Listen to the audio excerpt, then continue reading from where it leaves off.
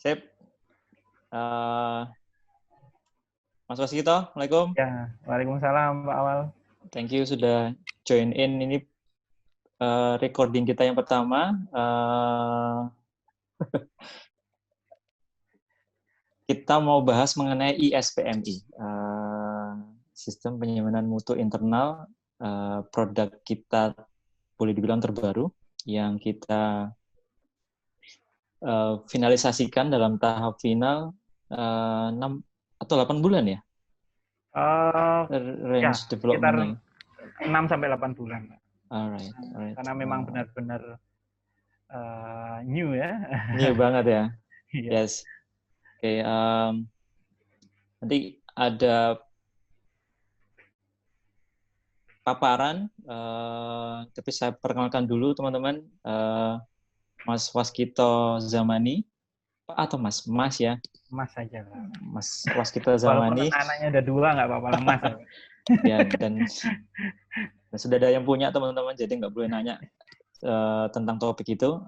Mas Waskito Zamani ini product owner untuk ISPMI dan juga beberapa produk dalam rumpun RMS 2-nya Solusi Kampus Indonesia. Ada ISDM, ada apa lagi Mas? Pusaka, Yes. kemudian beasiswa. Beasiswa juga. Sama yang tidak kalah pentingnya riset, Pak. Yes. Nanti kita akan bahas selanjutnya hari ini. Termasuk dashboard, termasuk juga BI. Kesempatan lain nanti kita coba kulik lebih dalam mengenai itu. Termasuk juga yang modul KKN juga yang bagian betul. Terbaru dari Iriset. Ya, KKN. Nanti paling terbaru lagi kalau berhubungan dengan SDM nanti kita bisa berbicara banyak EBKD dan EPAK, Pak. Nice. Siap. Jadi ISPMI, intronya itu kita diberkati dengan melayani kampus sekolah tinggi yang kebetulan pertengahan tahun lalu Agustus 2019 menerima penghargaan tertinggi untuk evaluasi implementasi sistem penyimpanan mutu internal. Dari 2000-an sekolah tinggi terseleksi 11, divisitasi, keluar satu pemenang PPM Manajemen. Nah, dan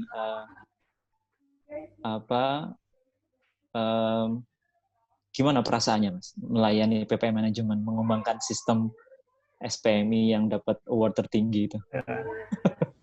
Pertamanya itu kejutan, Pak, karena kondisionalnya ketika kita pendekatan dengan Budiah dan tim selaku dari PPM School Management itu bahwa di sana kami tidak tahu bahwa dia sekolah tinggi di salah satu manajemen di mana di situ kami hanya sekedar mereka butuh solusi SPMI, ya kami hanya kami ada knowledge-nya, kita dampingi untuk development. Tapi ternyata ketika kita proses development, kita dapat kejutan bahwa mereka sudah menerapkan itu walaupun secara offline. Dari kegiatan yang mereka lakukan itu sudah 1 tahun berjalan. Dan itu sudah direview oleh dari Menristek dan itu menjadi pemenang, itu kan sesuatu yang kejutan sekali gitu. Tapi dari situ kita juga belajar banyak bahwa nanti kita akan kisahkan bagaimana kok mereka tetap join dengan kita untuk menggunakan ESPMI. Nah, ini nanti kita akan bahas banyak di selanjutnya di step-step selanjutnya, bahwa mereka banyak kendala ketika menggunakan SPMI itu bersifatnya manual. I see. Ya, betul. Bahwa beberapa kondisi seperti kalau kita lihat dari sisa peraturan di implementasi SPMI itu kan kita harus menggunakan metode PPEPP. Ya. Itu penetapan standar dikti, pelaksanaan standar dikti, evaluasi pelaksanaan standar dikti, pengendalian pelaksanaan Dan standar peningkatannya. dikti serta peningkatannya. Yes. Nah, itu satu kompleks, satu komponen yang tidak bisa dipisahkan karena itu sudah diatur dalam undang-undang dan memang dengan 5 komponen tadi fungsinya adalah kampus akan menjadi lebih meningkatkan mutunya. Nah, dengan adanya manually yang dilakukan oleh BPM sebelumnya, itu pertama banyak kesulitan yang untuk mendata standar mutu, kesulitan pengumpulan dan dokumentasi data, dukung, karena itu bukan sesuatu yang mudah.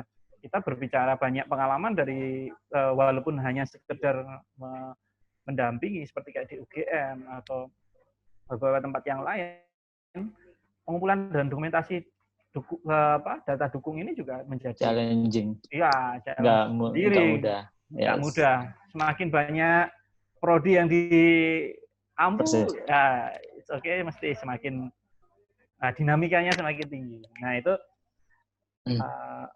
salah satunya. Kemudian evaluasi, di mana dengan adanya manually, evaluasi ini juga tidak bisa maksimal. Kadang-kadang evaluasi ini banyak terkendalanya adalah tidak terdokumentasi dengan baik.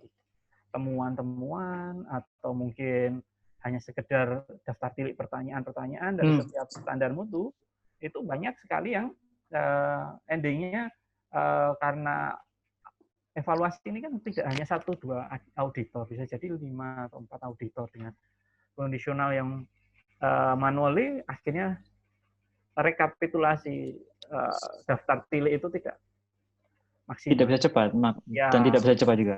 Ya, seandainya ketika itu, sehingga feedback ke prodi yang dievaluasi pun, itu juga datang pada saat yang ketika mereka melakukan visitasi. Sehingga prodi juga tidak persiapan. Oh, misalkan ada standar mutu yang dianggap temuan karena mungkin data dukungnya nggak cukup. Dia harusnya poinnya 4, tapi ternyata milihnya harusnya poinnya 3, milihnya 4. Itu kan suatu temuan. Nah, itu kan auditor melakukan auditor meng-cross check itu. Nah, dengan kondisi itulah ketidakmaksimalan evaluasi maka akan mempengaruhi pengendalian dari pelaksanaan itu sendiri. Ketika pengendalian pelaksanaan fase-fase berimbas kepada pengendalian pelaksanaan tidak bisa dimonef dengan baik, maka peningkatan standar mutu juga tidak tepat sasaran.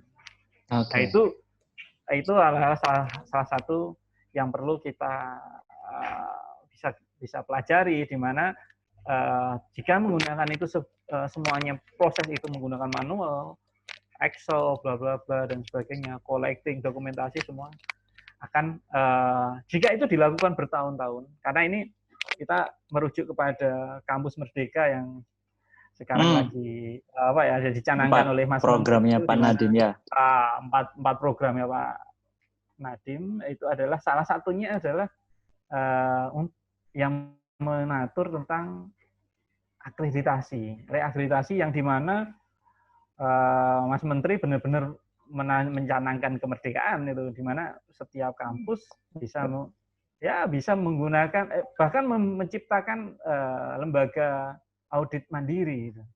Sehingga reakreditasi itu akan dikaji ulang itu jika ada penurunan mutu yang drastis di kampus tersebut. Nah, maka disinilah SPMI itu menjadi wajib untuk kita laksanakan, sehingga kita tahu mutu dari kampus sendiri itu naik atau turun. Jika ada penurunan, itu harus ada early warning yang sangat harus diperhatikan oleh kalangan manajemen di sebuah kampus. Gitu. Itu, ya, dan karena memang juga budget tidak terbatas sehingga kalau terjadi salah sasaran itu sesuatu yang Oke, betul sekali. yang Ya, sayang gitu. ya, betul sekali. Nah, itu salah satu poin juga ketika kita implementasi di PPM mencanangkan adanya action plan. Action plan itu adalah cara PPM melakukan peningkatan mutu yang bisa tepat sasaran. Jadi dengan adanya sistem SPMI itu semua temuan terekod dengan baik, kemudian dari temuan itu akan dilaporkan oleh auditor di dalam rapat tinjauan manajemen. RTM ya. Di sana di rapat tinjauan manajemen, prodi-prodi akan diundang dan akan dipaparkan rapotnya masing-masing. Nah, dari sanalah prodi itu akan membuat feedback di mana misalkan ada prodi tertentu nilai penelitiannya kurang karena dosennya nggak pada mau meneliti. Nah, ini akan ada treatment khusus bahwa harus ada pendanaan khusus untuk prodi tersebut untuk melakukan peningkatan penelitian di tahun depan. Nah, sehingga ketika audit kembali atau evaluasi kembali, pasti dijamin bahwa di koridor itu akan meningkat. Yang dulunya misalkan penelitian cuma 1, tapi dengan adanya program yang didukung oleh kampus tersebut, akan kita beri dana untuk 10 dosen untuk melakukan penelitian misalnya. Berarti yang dulunya tahun kemarin cuma 1, pasti dong tentunya di tahun depan penelitian itu ada 10 poin yang ada di prodi tersebut. Sehingga yakinlah pasti meningkat. Makanya target itu bisa eksponensial meningkat dari mulai yang rendah naik dan sampai nanti kondisionalnya adalah maksimal di setiap prodi. Dan senyampang itu dipertahankan secara manual, makin banyak tahun rekapitulasi tiap tahun dan data historikalnya susah untuk dilacak. Betul. Terutama di penetapan standar diktinya, Pak. Itu menjadi padahal itu jadi core dari SPM ini kan ketika standar dikti yang mau digunakan. Nah, ketika menggunakan manually, standar dikti ini tidak bisa terrecord. Oh, ini kemarin contohnya misalkan tahun kemarin adalah persentase kelulusan 30%, 20% misalkan, itu nilainya sekian. Tapi karena sudah mengetahui, ternyata terakhir kemarin mereka bisa mencetak 20% kelulusan itu. Semua hanya yang lulus tidak tepat waktu hanya 20%, selainnya bisa lulus tepat waktu misalnya. Nah, itu berarti tahun depan pasti penjamin mutu akan meningkatkan persentase tadi. Sehingga ke depan persentase itu akan semakin kecil jadi sehingga lulus tepat waktu bisa jadi 0 nanti. Semua langsung lulus tidak tepat waktu bisa jadi 0. Semua akan lulus tepat waktu. Nah, itu semua berujung kepada tadi Merdeka Belajar tadi bahwa reakreditasi itu salah satu poin dia harus diaudit kembali oleh lembaga BAN PT itu ketika ada penurunan drastis.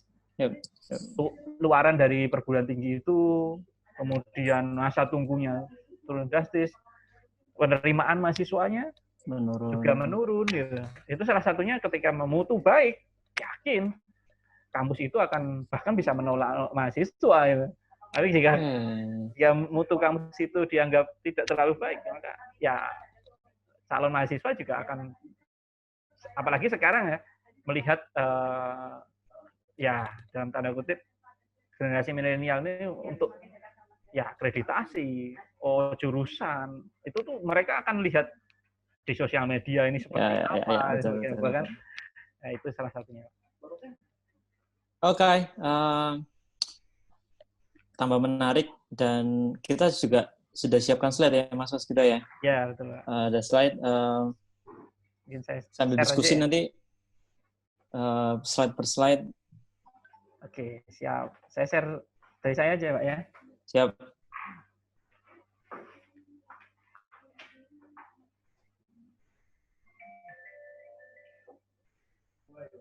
Pun memang SPMI kan cita rasanya memang subjektif banget ya, karena kan lain halnya dengan SPMI. SPMI kan boleh disesuaikan dengan kekhasan kampusnya Betul masing-masing. sekali. Tujuan setiap kampus, stage-nya kan beda-beda, sehingga boleh mencanangkan goals-nya berbeda, tapi tetap siklusnya sama. PPE, PP tadi ya? Ya, PP tadi ya? ya, Itu PEPP. siklus. Siklus yang itu memang sudah diatur dalam perundang-undangan, Pak, untuk Undang-Undang Persis. Nomor 62 tahun 2016. Yep. Itu sudah tertera di sana, dan itu siklus itulah, jadi kampus akan diberikan standar minimum oleh Standar minimum. Ya, standar minimum yang diatur dalam pedoman SPMI. Nah, kampus bisa meningkatkan itu. Jika dia levelnya pengen lebih dari ya pasti ketika sudah ada standar minimum, kalau mereka kurang dari standar minimum pasti tidak akan dapat. Makanya mereka harus meningkatkan dari standar minimum tadi. Dikti hanya memberikan standar minimum saja. Ya. Baik, monggo Mas Waskito. Oke, terima kasih Pak Awang. Tadi sudah saya cuplik sedikit-sedikit tentang SPMI. Jadi kalau kita lihat, kenapa sih kampus perlu SPMI ya? Bukan SPMI ini sebentar. SPMI. Ya, SPMI-nya sendiri ya. Produk yang. Nah, pertama ya berguna untuk menumbuh dan mengembangkan budaya mutu. Jadi kalau kita menggunakan pola tadi, nah itu pengembangan budaya mutu perguruan tinggi itu akan dapat kita capai, karena itu salah satu produk yang dihasilkan dari SPMI ini. Nah, kemudian berikutnya adalah tentu organisasi, atau terutama kalau kita bahas di sini adalah perguruan tinggi, mereka punya visi dan misi. Nah, dengan adanya SPMI ini, pengendalian untuk mewujudkan visi dan misi itu juga akan bisa terlihat dan terukur bahwa oke, visi perguruan tinggi itu apa, misinya apa, itu bisa dituangkan dalam tolak ukurnya adalah di SPMI ini, dan itu bisa diaudit visi misi ini yang mengena nggak dengan unit-unit di bawah perguruan tinggi tersebut. Kemudian ya tentu SPMI ini adalah hasil dari SPMI adalah jadi nanti akan jadi luaran dari audit mutu eksternal, yaitu kalau kita berbicara audit mutu eksternal, akreditasi, baik itu akreditasi nasional ataupun akreditasi yang dilakukan di internasional. Di dalam Kampus Merdeka sendiri, untuk sekarang, untuk menjadi akreditasi itu bisa unggul, atau kalau dulu A ya, itu harus memiliki salah satu akreditasi internasional. Itu sudah diatur dalam Undang-Undang Nomor 5 dari Permendikbud tahun 2020. Itu jelas sekali di sana disebutkan, kalau saya lupa ayatnya, itu bisa dibaca kembali di undang-undang tersebut. Kemudian ya tentu dari poin-poin tadi, SPM ini benar-benar comply dengan ya semangat dari kebijakan Kampus Merdeka, karena salah satu dari kebijakan itu SPMI di situ disebutkan dengan adanya reakreditasi yang sifatnya otomatis. Jika memang tidak ada temuan sama sekali, tidak ada permasalahan, itu akan secara otomatis akreditasi itu akan didapat terus-menerus. Berbeda cerita yang seperti yang kita sudah bahas di depan tadi, bahwa ketika ada komplain dari masyarakat, kemudian aduan masyarakat, ada penurunan mutu, yaitu maka di situ di sini Ban PT akan terjun langsung untuk mengaudit kembali. Dari situlah juga dari peraturan Permendikbud nomor 5 tahun 2020 juga disebutkan bahwa bisa ketika ada prodi atau apapun yang prodi atau perguruan tinggi yang akreditasinya masih B atau masih baik, itu mau pengen unggul, itu pun bisa dilakukan hanya baru 2 tahun setelah proses akreditasi atau mungkin reakreditasi yang otomatis. Mereka bisa mengajukan 2 tahun setelah itu. Nah, cara mengajukannya juga harus dibumbui dengan audit, melampirkan audit-audit internal di 2 tahun tersebut. Nah, oke, kita lanjut. Nah, apa sih SPMI yang sudah dikembangkan oleh TIMI Kampus ini? Nah, kalau mau lihat demonya ada di suite.ikampus.com.spmi /ISPMI ya. Oke. Nah, ini merupakan sistem yang berbasis web yang kita bangun untuk mempermudah dalam pelaksanaan sistem penjaminan mutu. Karena apa? Karena kalau kita lihat siklus SPMI ini ada beberapa siklus yang kita sudah sebutkan tadi, dari mulai penetapan, kemudian pelaksanaan, evaluasi, kemudian monitoring pelaksanaannya sampai ke peningkatan mutu. Itu dengan adanya sistem ini semua terdokumentasi dengan baik. Evaluasi dilakukan tanggal sekian sampai sekian, maka unit-unit atau prodi-prodi yang harus melakukan evaluasi diri, mereka bisa mengentrikan data-data tersebut. Mereka bisa mengupload data dukungnya tersebut, sehingga data dukung tidak perlu hard copy. Kalau lihat dengan manual, kalau prodinya 5 aja di BPM itu atau Badan Penjamin Mutu atau Lembaga Penjamin Mutu, itu bisa menumpuk itu ruangan itu 1 tahun, 2 tahun, 3 tahun dokumen. Nah, dengan ada sistem semua terdokumentasi di dalam sistem dan bisa diunduh kapan saja. Dan di evaluasi diri ini, sistem SPM ini juga terintegrasi dengan sistem yang existing yang ada, atau dengan data dukung yang sudah mereka collecting dalam pelaksanaan evaluasi. Nah, kemudian audit mutu internal di dalamnya pun itu juga kita lakukan dengan menggunakan sistem. Auditor mengecek dengan sistem dimanapun, kapanpun. Jika nanti dari sekian, kalau kita belajar di SPMI ada 388 standar mutu yang mereka evaluasi. Itu auditor akan cross-check data itu satu persatu dengan data dukungnya. Seandainya itu manual, ya lumayan. Pasti dia harus buka ini, sini. Nah, itu auditor akan kesulitan. Dengan adanya sistem ini, auditor hanya sekedar klik, lihat data dukung oke, sesuai. Nah, ketika ada temuan, auditor pun tidak perlu mencatat secara manual. Di situ langsung, dengan standar mutu ini ada temuan ini. Sehingga temuan itu pun setelah dipublish oleh auditor, prodi sudah bisa mengetahui sebelum dia divisitasi. Jadi nanti sebelum visitasi pun, ternyata ini, misalkan ini data ini, tolong uploadnya kalau datanya salah misalkan. Mereka sudah bisa siapkan itu ketika visitasi. Jadi auditor itu akan memvisitasi hanya beberapa yang memang itu ada something, ada temuan. Gitu. Seandainya tidak ada temuan, ya lose, ya berarti next saja. Kalau sudah ada temuan, itu berarti auditor bahkan ada visitasi di sana. Nah, di visitasi itu saling klarifikasi. Mungkin auditor yang salah memahami, bisa jadi. Karena mungkin data dukungnya tidak lengkap. Bisa jadi ketika data dukungnya lengkap, oh iya benar, nilai poin Anda memang 4.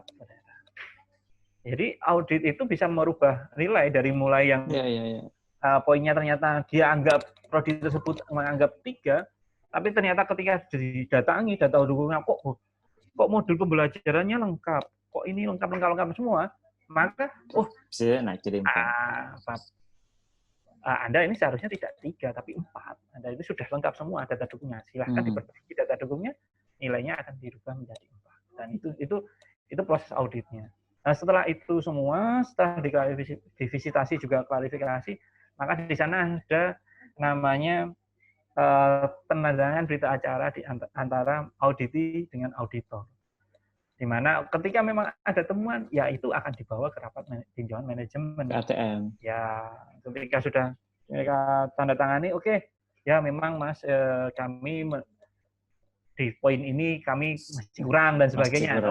Oke, tanda tangan, kemudian nanti akan diundang ketika rapat tinjauan manajemen, dan pastinya kalau kita belajar di PPM itu di situ PPM kalau di presentasi di depan itu ada action plan. Jadi PPM akan mengurangi banyak terutama untuk anggaran sih Pak. Mereka anggaran itu akan tepat sasaran. Yes. Karena semua anggaran dikeluarkan untuk menanggapi semua temuan-temuan yang ada. Itu yang sudah dilakukan PPM, dan mereka tidak akan mengeluarkan anggaran yang sifatnya dalam tanda kutip cuma-cuma atau hanya sekedar mengeluarkan anggaran saja. Nah, itu semua.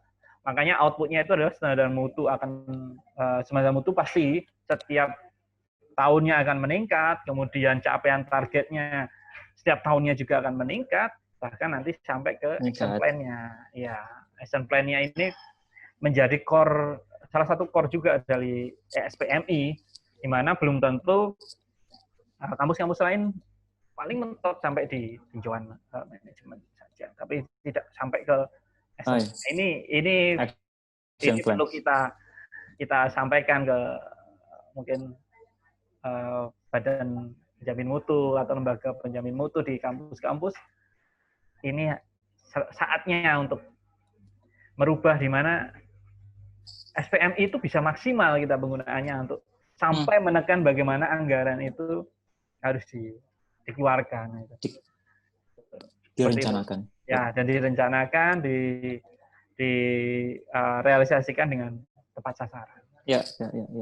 Nah, ini tadi sudah saya sampaikan, ini siklus umum yang pasti akan dilakukan. Tidak ada yang dikurangi, tidak perlu ditambah. Semua akan, cuman di dalamnya nanti akan ada pecahan-pecahan yang bisa digunakan untuk meningkatkan, untuk mensupport setiap kegiatan. Ada penetapan, pelaksanaan, evaluasi, pengendalian, dan peningkatan. Nah, apa sih kelebihan dari SPMI ini?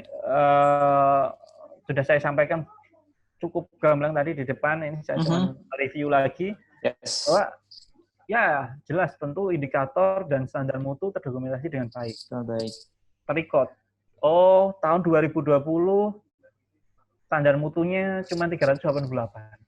Tapi 2021 dengan adanya Kampus Merdeka ternyata ada 10 di CCP tambahan lain terkait dengan evaluasi daring, misalkan untuk pembelajaran daring, atau mungkin evaluasi yang tambahan lain, itu bisa record di sini. Apa sih pembedanya 2020 sama 2021? 2022 apalagi, dan sebagainya. Nah, kemudian pelaksanaan evaluasi di Prodi juga akan dipermudah, karena Prodi tidak perlu, kalau dulu pasti ada rapat-rapat kecil di setiap Prodi dikumpulkan oleh PPM oleh Badan Penjamin Mutu atau lembaga penjamin mutu untuk dihadirkan, mari kita kumpulkan. Nah, dengan adanya sistem ini, mereka bisa melakukan secara online. Mereka bisa menjawab secara jadwalnya, sehingga pelaksanaan atau jadwal evaluasi diri ini jadi ada timeline-nya. Ternyata 1 bulan untuk melakukan evaluasi, menginput evaluasi diri. Sehingga tidak ada evaluasi diri, ada prodi tertentu, dia nggak mau ngisi, masih lama, isinya telat, dan sebagainya. Kalau manuali, mereka akan BPM yang akan sangat sulit untuk monitoring itu. Mereka harus colek lagi, besok diingatkan lagi, colek lagi. Nah, kan dengan sistem mereka sudah selama periode dibuka dia akan bisa entry. Tidak periode tidak dibuka maka dia tidak akan bisa entry. Nah, itu membuat habit juga sih. Salah satu mutu ini peningkatan mutu ini kan habit kerja, pola kerja juga akan masuk di koridor ini. Nah, kemudian audit mutu internal itu jelas tadi dengan SPM ini ya audit mutu internal ada di dalamnya. Kemudian perhitungan skor ini juga menarik. Kalau dulu saya pernah mendampingi di salah satu perguruan tinggi di Banjarmasin itu, perguruan tinggi negeri itu, saya rapat di sana dari pagi sampai malam hanya untuk ya mengira-ira evaluasi ini dengan data dukung yang ada skornya berapa, dengan rumus yang ada skornya berapa. Nah ini dengan adanya SPM ini semua skor nilai dihitung secara otomatis oleh sistem asal data dukungnya diimport dengan baik, data dukungnya didokumentasi dengan baik, maka ketika mengevaluasi diri perguruan prodi atau perguruan tinggi itu bisa lihat skor dia itu berapa. Dan ada yang bersifat otomatis, dia tidak perlu milih. Ada yang bersifat pilih sesuai dengan data dukung yang keluar dari notifikasi. Itu nanti ada contohnya ada yang di belakang. Nah, kemudian perbandingan kualitas prodi. Nanti kita ketahuan prodi yang meningkat dengan drastis siapa, prodi yang belum berapa, apa treatment yang akan dilakukan untuk prodi-prodi yang sekiranya kok agak kurang nih naiknya, setiap tahunnya kok cuman ya gitu-gitu aja. Nah itu nanti dengan adanya pembanding kualitas prodi ini, treatment yang dilakukan bisa. Paling sekarang kan paling menarik adalah early warning systemnya. Kalau urusan sudah terjadi kan, ya membangunnya akan lebih susah daripada ini kan kok ada pola ya yang bisa diambil keputusan ini kok prodi ini kok dari yang prodi-prodi yang lain kok mereka semangat antusias tapi kok prodi ini kok terlalu ini kenapa dan sebagainya. Ternyata mungkin SDM-nya kurang atau apa, itu bisa dikaji oleh BPM kan adanya ini. Nah, terus kemudian ya mengetahui track record dari mutu program studi, serta nanti yang saya bilang tadi bisa terintegrasi dengan aplikasi sehingga memudahkan prodi dalam mengevaluasi. Ya, jadi prodi ada beberapa data mereka tidak memiliki, hanya dimiliki oleh unit-unit, misalnya unit akademik. Kalau yang beberapa kampus yang mungkin sudah prodi sentris ya, misalkan satu prodi itu sudah membawai banyak unit-unit di dalamnya, mungkin tidak terlalu ya. Tapi kalau sudah masih punya lembaga-lembaga besar dan di mana prodi itu masih menginduk ke lembaga ke unit-unit besar itu, maka adanya terintegrasi aplikasi ini pun akan memudahkan ketika pelaksanaan evaluasi. Nah, ini ada salah satu yang unik ketika komparasi dengan produk SPM yang lain yang sudah pernah saya lihat, sudah pernah saya dalami, itu bahwa SPM ini kalau saya lihat sekali lagi kita komplain dengan namanya kampus merdeka. Contohnya adalah standar mutu. Banyak produk-produk yang hanya mensupport IPT dan IPTS. Mereka hanya terputak pada satu dokumen yang nggak dinamis. Mereka akan siapkan itu ketika mau akreditasi dan sebagainya. Padahal ternyata kalau kita merujuk kepada poin pembanding berikutnya, yaitu akreditasi, di kampus Merdeka ini akreditasinya luas. Nggak cuma dan PT, PTKes. Tapi ini luas. Kalau kita lihat di peraturan Undang-Undang Permendikbud nomor 5 tahun 2020, di sana juga disebutkan. Ya. Lembaga-lembaga akreditasi internasional yang diakui oleh Dikti. Nah, itu juga salah satu betul sekali, Pak. Kalau di PPM kami masih menghadapi AKIS 21. Nah, itu juga dengan adanya SPMI ini dikembangkan juga dinamis akreditasinya. Mau akreditasi 10, 15, atau bahkan berapapun akreditasinya, kita bisa memfasilitasi itu. Kemudian, maka dengan adanya lembaga akreditasi yang dinamis, standar mutunya juga harus dinamis. Karena setiap lembaga akreditasi itu tidak akan memiliki standar mutu yang sama. Yang contohnya misalkan PT dengan LAMPTK saja sudah berbeda, Pak. Betul. Nah, itu juga salah satu kenapa SPMI ini kami ciptakan bisa mensupport keadaan yang saat ini sedang, bahkan ke depan. Nah, berikutnya adalah yang tadi saya sampaikan, itu Factor Action Plan ini di SPM itu bisa. Bahkan nanti kalau di kampus-kampus tersebut sudah memiliki e-budgeting, itu bisa diterjadikan di sana. Jadi bisa dikelola. Ketika action plan, ada sekian 10 action plan, ini akan memakan budget berapa, kampus mampu enggak dengan action plan yang disodorkan tadi.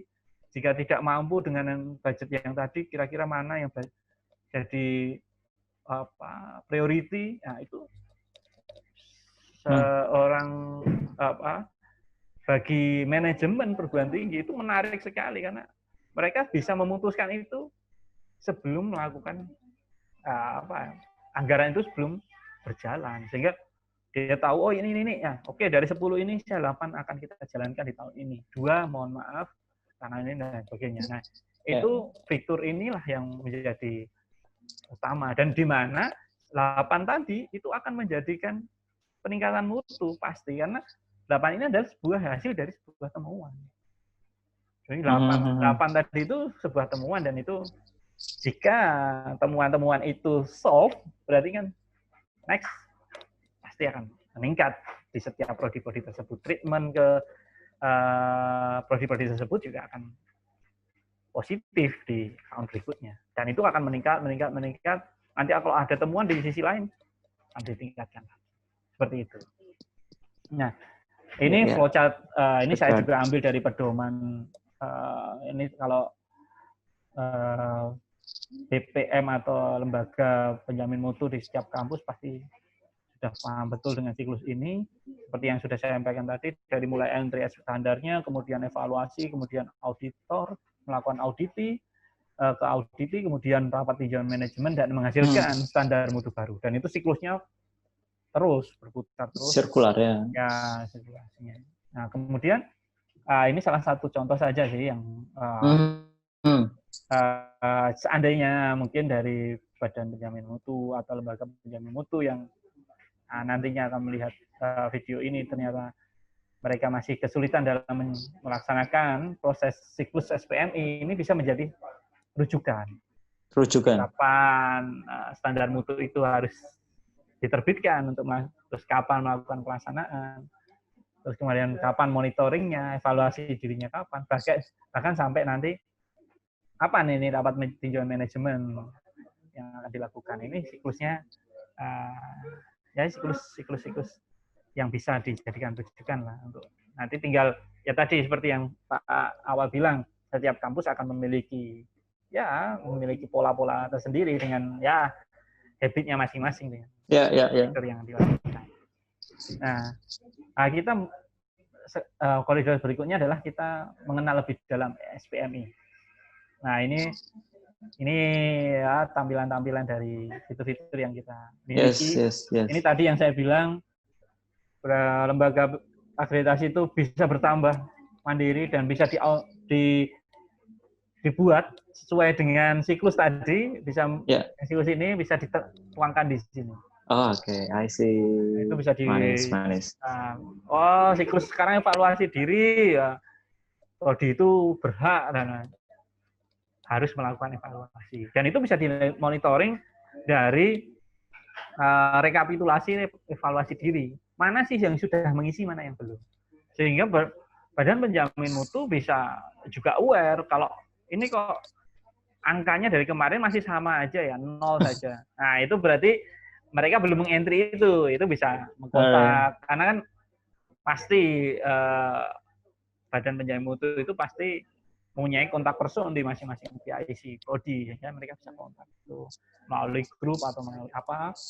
grup manajemen mereka, untuk broadcast yang mereka bawa. Tolong ini biasanya kan kaprodi itu akan lebih aware ketika sudah ditongolkan, ditayangkan di grup WhatsApp gitu. Betul. Pimpinan perguruan Ya, tinggi itu. gitu. Ini kok masih kosong ya, itu biasanya. Dengan itu pola-pola itu yang teman-teman PPM juga laksanakan itu, sehingga early warning itu bisa dilakukan guna untuk timeline ini menjadi on time, dipatuhi dipatuhi tepat waktu lah. Nah, kemudian ini yang tadi yang bilang target prodi. Jadi target prodi ini juga bisa dibuat targetnya masing-masing. Berapa sih targetnya? Kalau ini kebetulan untuk PPM itu mereka menyai pola angka itu nilainya adalah 0 sampai 4. 0 itu yang sangat kurang, sampai 4 itu yang paling baik. Gitu. Nah, makanya di sini ada targetnya 3,5. Di setiap prodi itu juga berbeda bisa. Jadi misalkan prodi 1 karena memang ya SDM-nya memadai dan memang mereka sudah sering melampaui target, ya, jadi mereka dinaikkan menjadi 3,75. Nanti ada prodi yang mungkin baru, mereka masih ya dokumentasi juga mereka masih buat dan sebagainya. Oke lah, kita targetkan 3. Itu dinamika yang dilakukan oleh penjamin mutu akan dilakukan di sini. Nah, ini contohnya kalau dilihat ada manajemen itu targetnya 3,5, tapi nilai evaluasinya setelah divisitasi itu 4. Itu bisa didetailkan 4 itu apa saja misalnya. Oh, yang nilainya 4 itu apa saja. Dari sekian banyak standar mutu tadi, semua 4 semua. Ini memenuhi semua. Dokter-dokternya memenuhi semua, misalkan seperti itu. Nah, ini mesti manajemen magister itu ya akreditasinya mesti A ketika nanti dilakukan di BAN PT. Dilakukan di BAN. Ya. Okay. Nah, ini infrastruktur untuk aplikasi dan integrasi SPMI ini yang sudah kita bangun. Yes. Jadi nanti ada akreditasi itu nanti ke SPMI atau audit mutu eksternal itu ada BAN PT, ada LAMPTKes, ada B21, ada banyak sekali di sana. Ya, tapi kalau untuk sistem-sistem yang lain bisa jadi cuma BAN PT saja atau LAMPTKes saja. Kalau mau buat LAMPTKes ya perlu dimodif ulang dan sebagainya. Kalau di kami di ESPM ini tinggal menambah saja. Yes. Dinamis. Ya, dinamis. Kemudian terintegrasi dengan sistem-sistem existing yang ada. Ini kita sudah membuat warehouse yang mendukung di masing-masing standar mutu, itu bisa terintegrasi dengan aplikasi existing yang ada. Seandainya ternyata mereka menggunakan aplikasi aset yang dari negara, misalkan kalau itu bersifat kampus negeri, itu biasanya SIMAK BMN misalkan, kita bisa juga nanti mengambil datanya dari sana dengan proses mereka SIMAK BMN biasanya mengeluarkan export Excel, nah itu bisa diimportkan ke sini. Salah satunya. Nah, itu proses. Ada 2 proses di mana kalau sistem-sistem ini didukung oleh tim kampus, tentu itu sudah terintegrasi dengan otomatis.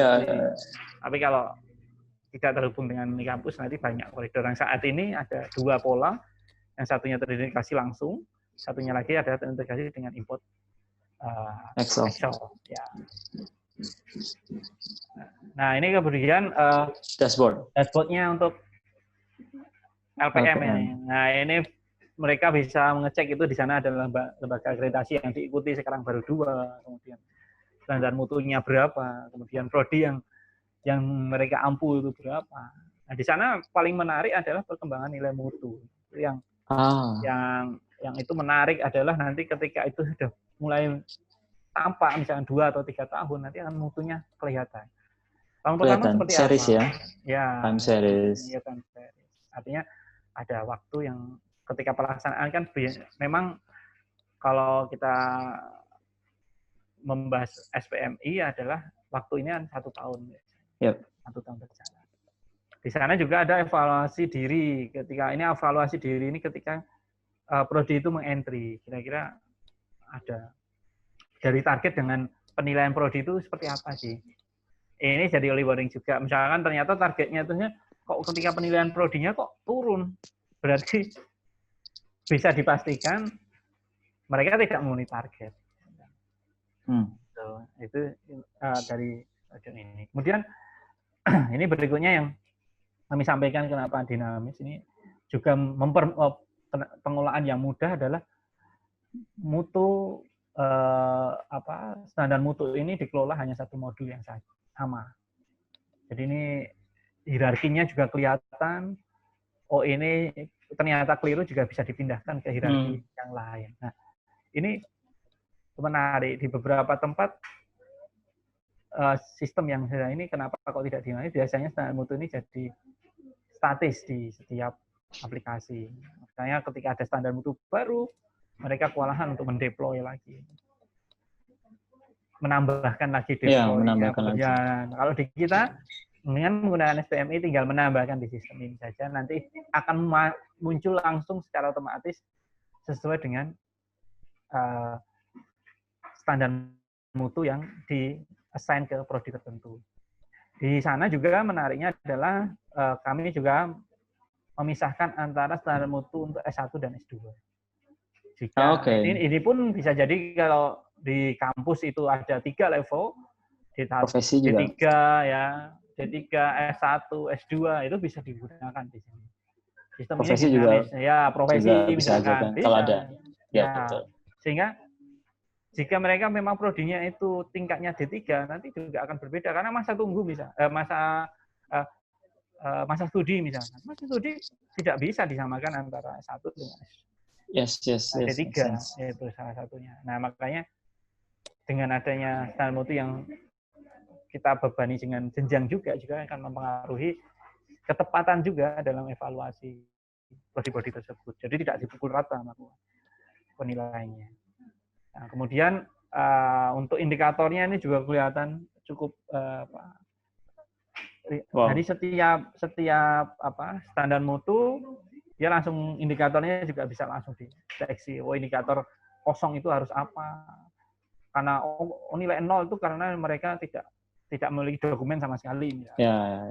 Oh, dapat nilai 1 jika ya itu sangat. Nah, ini menarik kalau hanya cuman konten saja. Tapi kalau sudah hitungan, contohnya adalah menghitung lulus gitu misalnya.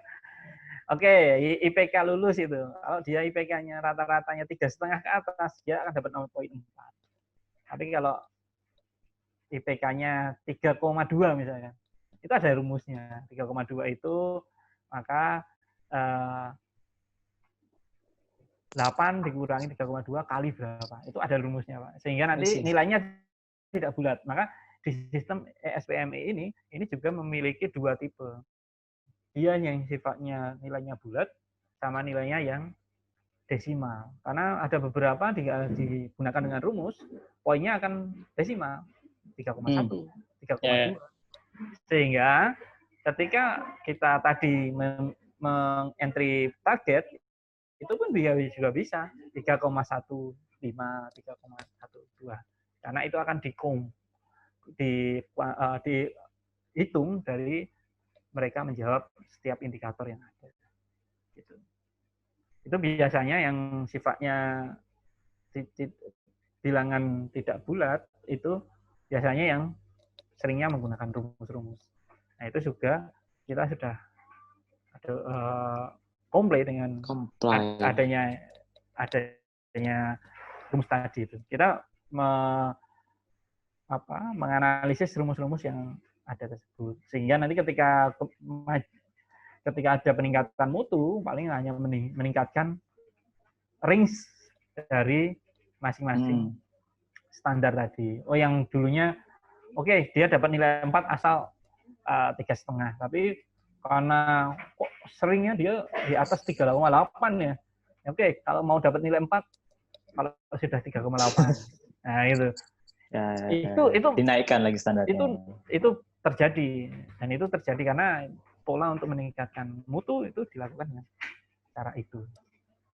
Nah, Kemudian ini untuk penilaian standar mutu yang tadi saya sampaikan, kalau di PPM kita menggunakan poin 4, ini pun dinamis. Jadi ini akan mempengaruhi indikator tadi, Pak. Ini indikatornya 5 di sini. Yaitu 1, 2, sampai 5. Tapi kalau nanti penilaiannya 0 sampai 7, juga akan indikatornya adalah 8 nanti. Itu udah automatically. Dan itu bisa kita sangat dinamis di sini. Ini akan sudah ada tahun dan lembaga akreditasinya. Contoh misalkan tahun ini mereka menggunakan 0 sampai 4, tapi ternyata setelah dikaji ulang mereka menggunakan 0 sampai 7 misalnya. Kemarin saya sempat berdiskusi di salah satu perguruan tinggi swasta di Surabaya itu 0 sampai 7 misalkan. Itu bisa otomatis di sini bisa ditambahkan. Jadi tidak perlu sah aja. Nah, dan itu sah aja. Dan itu memang itu tergantung dari nilai ukur apa tolak ukur di masing-masing perguruan tinggi, yaitu yang satunya dinamisnya ada di sana.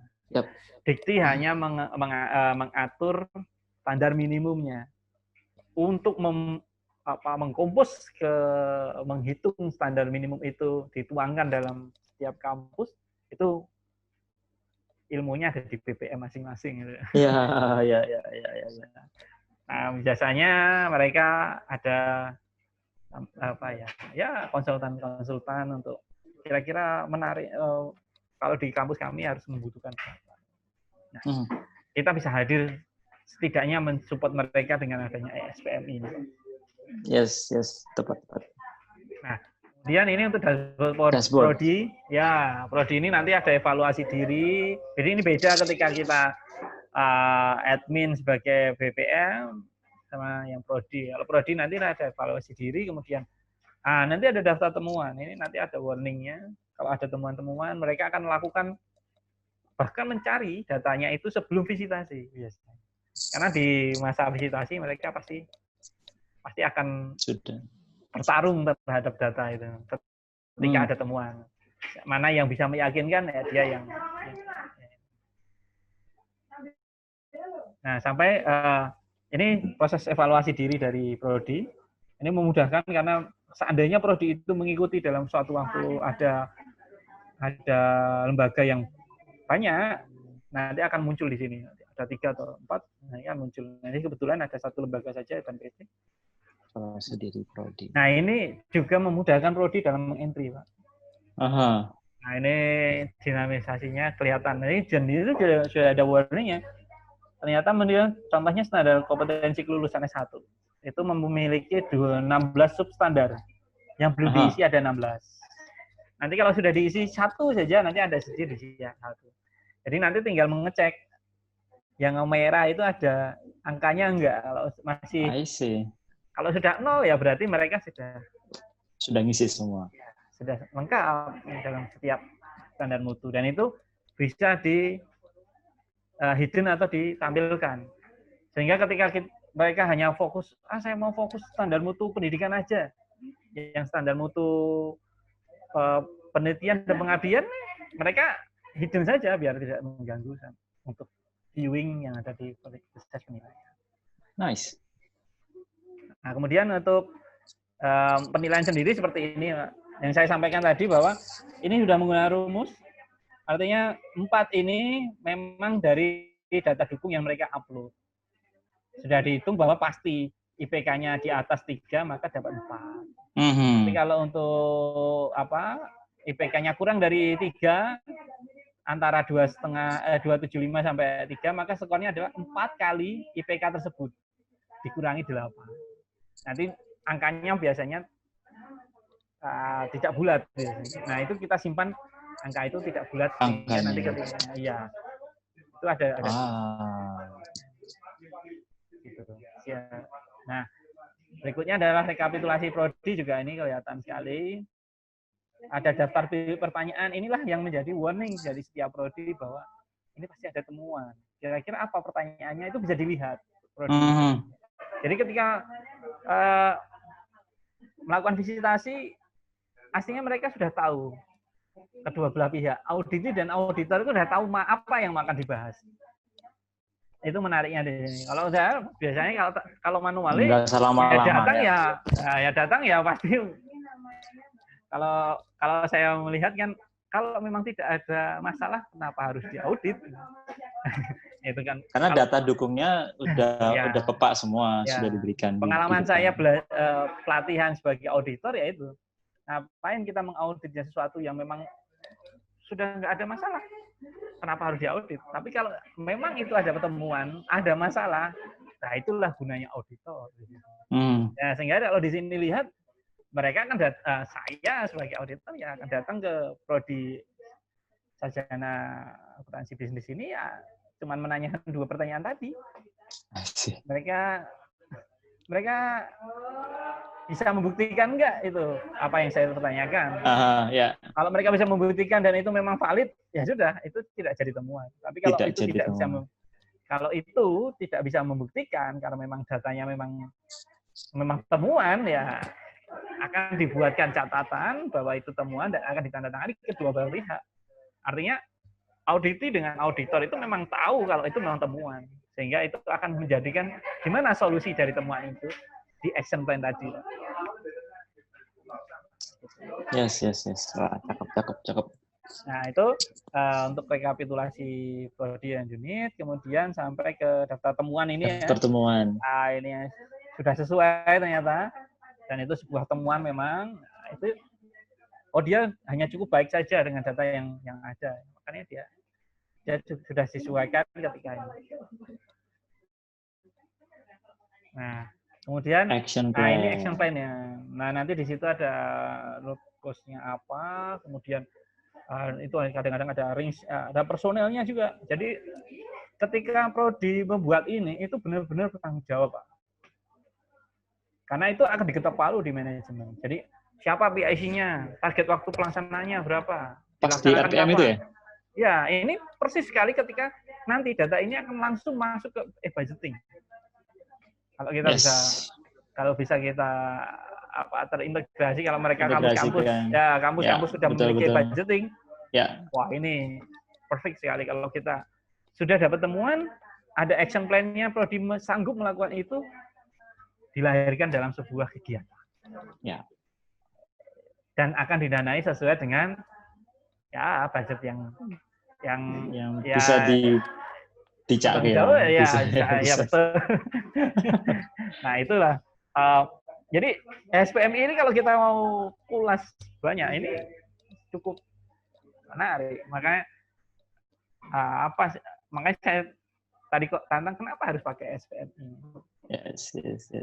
Jadi itu mungkin kalau dari teman-teman yang melihat ini dari PT perguruan tinggi atau prodi yang lihat, inilah saatnya kalau Bapak Ibu sekalian ingin merubah atau meningkatkan mutu prodi atau mutu dari perguruan tinggi, saatnya menggunakan SPMI. Yep. Nah, kemudian ini dapat auditor, ini menarik juga auditor. Auditor ini nanti mengetahui auditinya siapa saja, kemudian evaluasi yang belum dilakukan berapa, yang sudah berapa, ini menjadi target auditor juga.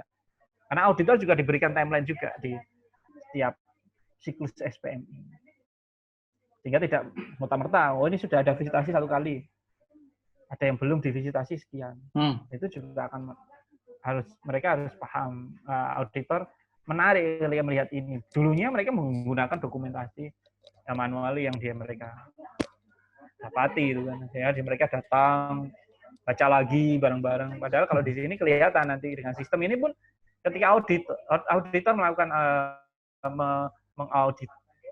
auditi itu mereka sekalian di hadapan sistem SPMI. Kalau ada pertanyaan yang belum bisa dijawab, mereka langsung ketik itu. Temuan itu kemudian dianggap jadi sebuah temuan. Kalau itu oke, ternyata bisa terjawab, minta dokumennya, diuploadkan sebagai dia sudah melakukan visitasi. Bukti visitasi. Dan itu akan merubah nilai dari apa yang sudah dia nilai. Kadang-kadang auditor juga supaya mereka jadi perhatian, kadang-kadang ketika tidak menemukan bukti dukung yang pasti, Mereka kan deadlock menilainya. Dari nilai 3, jadi nilai 1. Jadi itu akan jatuh buat prodi. Melihat, ini ada auditor kok melihat saya 1 nih, Hasilnya apa kebangetan. ini? Ya, itu kadang-kadang akan diklarifikasi atau akan saling dibuktikan ketika visitasi. Seperti itu. Nah, kemudian ini desevaluasi juga kita buatkan semacam sudah termonitoring juga, tercollecting dengan berdasarkan ini. Jadi auditor juga akan tahu yang mana yang sudah dievaluasi, mana yang belum. Kemudian yang ini yang untuk visitasi prodi, jadi sudah tahu mana aja yang akan diaudit, akan dipertanyakan. Nah, kemudian ini rekapitulasi daftar temuan. Inilah yang akan dibawa di rapat manajemen. Rapat tinjauan manajemen, auditor tidak perlu lagi susah-susah, semua bisa melihat di daftar temuan. Rekapitulasi dong. Yes. Oh, ini ada sarjana akuntansi bisnis, ada 1 temuan. Buka. Ketika sudah kalau sudah diputuskan di rapat manajemen, maka itu akan masuk ke prodi tersebut sebagai temuan yang mereka harus ngentri action plan-nya untuk dibahas bersama. Jadi mereka setelah tidak perlu tatap muka terlebih dahulu, mereka sudah bisa mengetahui, ternyata prodi saya ada 5 temuan. Mereka harus menjawab 5 temuan itu. Dengan action plan. Ya, dengan action plan. Dia akan membuat kegiatan ini. Misalkan, kok nilai mahasiswa barunya kok sedikit ya? Kenapa? Ternyata mungkin promonya kurang. Mereka akan melakukan promosi 2 atau 3 bulan sebelum ini dengan cara jemput bola atau apapun. Nah, itu terserah dari masing-masing prodi tersebut untuk melakukan action plan. Saya pernah berdiskusi yang mungkin nanti calon klien kita di perguruan Politeknik Kesehatan yang ada di Malang, bahwa mereka pernah melakukan itu ketika mereka melihat data PMB, kebetulan PMB juga menggunakan sistem kita. Mereka mengetahui bahwa hampir semua pendaftar itu di mayoritas mereka tahu kampus tersebut dari sanak saudara. Jadi dari alumni, dari ini. Padahal di tahun yang sama, sebelum PMB itu dijadi, mereka melakukan campaign. Ya, itu ke iklan di mana aja, di televisi lokal atau mungkin di koran ini, dan itu biayanya di baliho, biayanya juga cukup mahal. Ternyata itu tidak berbanding lurus dengan hasil temuan yang tadi. Ketika ada kuesioner, mereka ternyata banyak yang mendaftar di situ, ternyata hanya dari saudara. Makanya makanya ketika beliau sebagai penjamin mutu itu tahu gitu, Mas, anggaran saya tak sampaikan untuk alumni saja, mengumpulkan alumni, promosi apa dari alumni itu. Mereka akan mengajak saudara-saudaranya untuk mendaftar gitu. Dalam tanda kutip seperti itu, sehingga tidak rugi daripada mereka menggunakan dana itu untuk promosi yang mungkin kelihatan wah, mungkin video apa itu mahal dan sebagainya, tapi ternyata itu tidak langsung tepat sasaran ketika pelaksanaan PMB. Ternyata itu tidak menarik untuk mendatangkan mahasiswa baru gitu misalkan, seperti itu. Nah, itulah fungsinya kenapa kok adanya SPMI ini. Dan fungsinya SPMI ini ya selain menghemat anggaran, ya tepat sasaran tadi. Tepat sasaran, ya. Tepat sasaran. Itu. Ya mungkin itu yang bisa saya sampaikan, Pak Awal, ketika diskusi hari ini. Seandainya ada yang belum atau belum tersampaikan, mungkin akan kita sampaikan di lain waktu kegiatan ini. Nah, gimana mungkin dari Pak Awal sendiri mungkin ada ya tanggapan Ini atau keren. Ini keren. nah ini saat ini kita lagi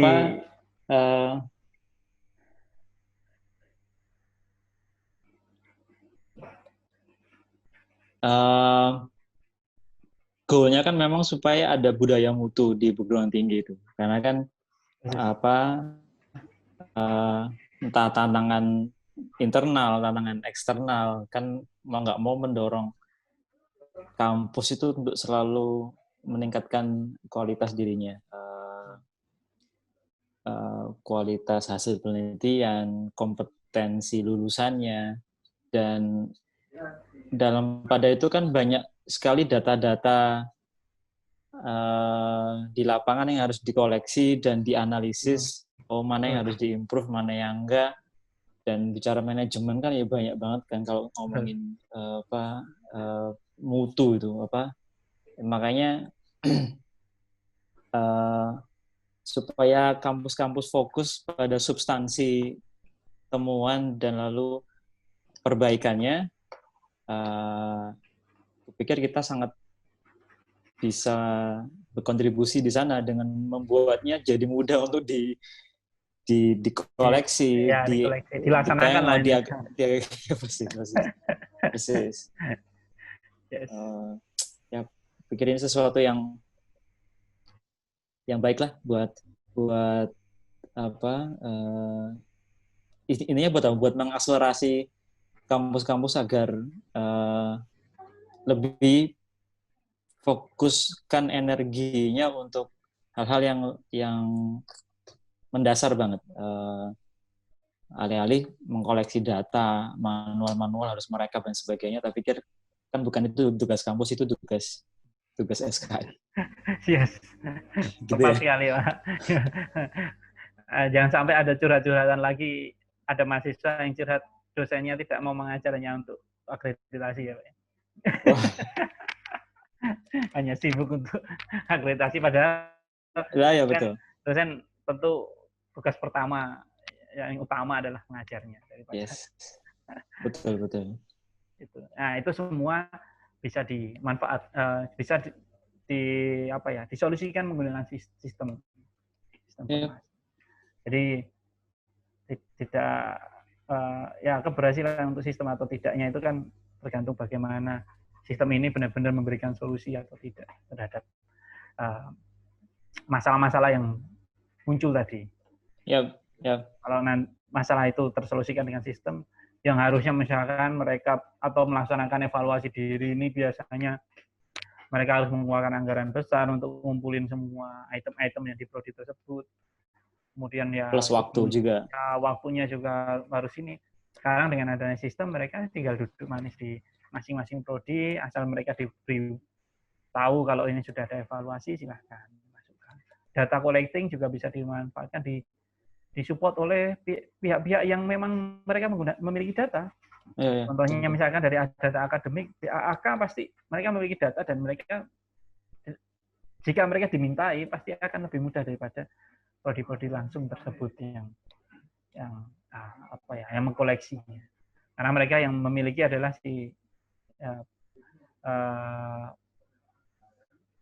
bagian akademik. Bagian penelitian LPPM atau LP2M ya pasti akan tahu berapa sih penelitian yang dilakukan. Tapi ketika dirujuk ke masing-masing prodi belum tentu prodi memiliki data tersebut. Seandainya dengan adanya sistem, maka prodi itu akan biasanya munculnya adalah lempar-lemparan. Ini data bukan ada di sana ya. Saya tidak memiliki data ini dan sebagainya. Saya harus butuh dan saya kontak dulu dengan personal si A, si B untuk mengumpulkan data. Nah, dengan adanya sistem ini mereka kelihatan lebih jelas. Oh, ternyata ini ada di sistem, ada di bagian LP2M. Ya udah, mereka LP2M akan mengentrikan data itu. Ada, ternyata ada sekian penelitian, ternyata didominasi oleh prodi A, prodi B sekian, prodi C sekian. Maka ketika prodi tersebut mengevaluasi diri bahwa penelitiannya seperti apa, nilai poinnya berapa, mereka sudah tahu. Adanya gitu kan. Ya, mereka sudah tahu. Ternyata prodi mereka itu memang menelitinya ada 5 orang. Dan ketika 5 orang meneliti dengan hasil output yang mungkin ada jurnal internasionalnya, ada jurnal nasionalnya, ada jurnal yang Sinta 1, Sinta 2, Sinta 3. Kalau sudah dihitung, ternyata dapat nilai 3, mereka kan sudah tidak ada komplain sekali dan data dukungnya juga sudah lengkap. Yang biasanya itu bukan sesuatu yang mudah ketika manualnya, ketika diminta prodi bilang saya nggak tahu data itu, saya harus kontak ke LP2M, LP2M, saya collecting dulu datanya sini. Nah, itu akan menjadi tantangan tersendiri di setiap perguruan tinggi. Akan jadi tantangan tersendiri. Ya. Kalau pernah saya kutip Pak Fauzi itu, ada menariknya. Pak Fauzi adalah? Pak Fauzi adalah beliau ini dari Ban PT, Pak, Ban PT Pusat. Beliau dari UII dulu. Oke. Saya ngobrol sama beliau di Dikti 5 di wilayah 5 Jogja, itu ketika kita ada rapat pimpinan perguruan tinggi, beliau menyampaikan bahwa kenapa sih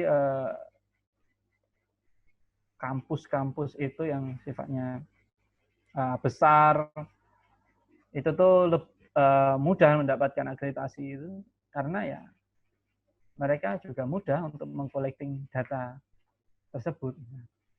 Mereka punya personil SDM yang cukup mumpuni. Ketika mereka suruh ngejar penelitian ya gampang mereka. Mereka misalkan mau ngejar angka yang 319 itu karena penelitiannya masih kurang, mereka ciptakan dalam waktu berapa bulan, kasih dana untuk penelitian, selesai. Beliau yang begitu. Tapi yang terpenting adalah mengkoleksi datanya. Tapi itu jadi tantangan tersendiri bagi perguruan tinggi yang menengah ke bawah, bahwa datanya juga mudah dikoleksinya karena ya sedikit walaupun tidak memenuhi nilai akreditasi gitu, untuk menjadi unggul gitu. Nah, itu salah satu tantangan terbesar dari yang beliau sampaikan. Saya mengutip dari, kebetulan saya bersebelahan tempat duduknya, jadi sambil ngobrol santai dengan beliau. Nah, itu salah satu poin-poin penting. Jadi tidak, walaupun sekarang akreditasi bisa automatically, reakreditasi bisa ini, tapi peningkatan mutu tetap tidak bisa dipungkiri, tetap harus dilaksanakan. Karena itu mau tidak mau mereka sekarang malah justru terpentingnya bukan standar mutu itu hanya untuk mengakreditasi, tapi standar itu, ya tujuan goalnya akan sudah mulai digeser. Karena akreditasi sendiri, misalkan sekarang ada kampus yang nilainya A, akreditasinya A, ya nanti tulus dia seperti ini terus, pasti dapat automatically menjadi A terus. Gitu. Tapi tanpa membuat mutu itu menjadi lebih meningkat, maka dia akan bisa jadi akan menjadi temuan, bisa jadi ada komplain dari masyarakat atau ada aduan dari masyarakat, sehingga nanti itu akan ya kembali ke perguruan tinggi atau prodi tersebut. Gitu. Itu Pak. Yes. Dan mereka yang dapat A pun kalau nggak coba lalu terbentuk budaya mutunya, tak pikir, karena kan kampus semangatnya kan progresif, tak pikir nggak ada kampus yang terus berdiam diri kalau ketika udah dapat A ya sudah, nggak mencoba memacu dirinya sendiri supaya lebih kompetitif lagi. Tak pikir memang budaya mutu itu memang harus jadi goal tertinggi gitu. Mungkin yang pertama mungkin akreditasi karena regulasi yang sekarang sudah dicoba didobrak oleh Pak Menteri. Ini kan seperti yang Pak kita sampaikan di Facebooknya beliau, tak kutip. Ini kampus-kampus yang memang merasa, maksudnya mindsetnya positif, ini justru jadi challenge dan peluang tinggi gitu, supaya mereka bisa maju dirinya jauh lebih baik lagi. Karena sifatnya sudah ada otonomi kampus tersebut. Ya, betul. Ya. Oke. Ya, ada satu lagi Pak, untuk yang untuk di PPM sendiri, ini pengalaman dari kita. Yes. PPM itu adalah kampus manajemen yang pertama kali. Indonesia. Dan dia juga sudah dapat A itu ya Speak bola-bali lah gitu. Tahun lah A terus. Tapi sampai detik ini mereka masih concern sekali, terutama dari tim BPM yang digawangi oleh Budia, itu sangat concern sekali meningkatkan mutunya mereka. Cakep. Dan itu salah satu kisah yang seharusnya bisa dicontoh oleh bagi kampus-kampus yang mungkin notabene masih menengah ke bawah, atau bahkan sampai yang sudah dianggap ya mereka sudah settle pun ya harus wajib melakukan mutu itu ya. Kita mengajak pada PPM School Management itu saja Pak. Yes. Great. Oke Mas Waskito, matur nuwun sangat, terima kasih banyak untuk berbaginya, untuk diskusinya.